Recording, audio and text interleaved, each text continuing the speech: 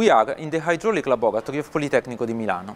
This loop is used by researchers from the Fluid Lab group to investigate the behavior of hydraulic equipment in normal and critical working conditions.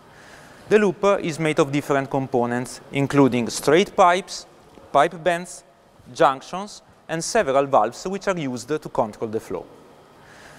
In some tests, the working fluid is water plus a relatively small amount of sand, say about 1% by volume of mixture.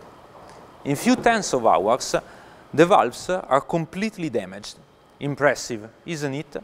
This occurs because the transported sand particles collide against the inner surfaces of the valves, procuring structural damage and loss of material.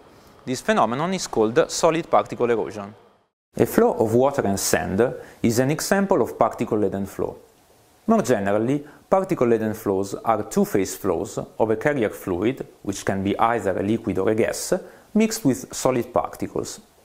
In this course, you will see that particle-laden flows are important in several engineering applications. Sometimes the solids are the payload to be transported. This is the case, for instance, of the slurry pipelines used to convey the mineral concentrate from the extraction site to the mining processing plant.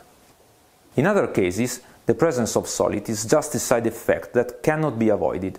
Examples are oil and gas production processes in sandy fields, where solids are present in the extraction fluids, or hydropower plants in sediment-laden rivers.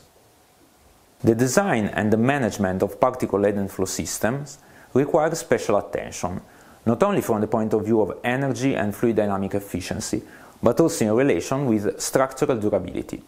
Special focus will be given to the already mentioned issue of solid particle erosion.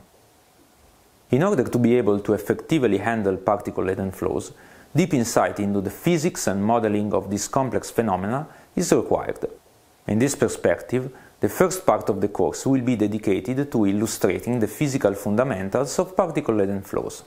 Afterwards, the focus will be turned to the available mathematical approaches to numerically simulate the behavior of fluid-solid flows, underlining their strengths and limitations.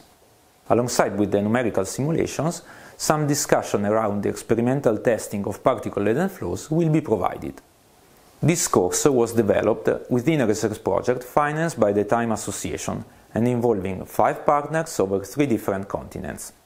By finding a good balance between scientific rigor and engineering pragmatism, we aimed at providing a useful basis to Master of Science students, academic researchers, and professional engineers interested in or dealing with particle-laden flows. Now, let's start.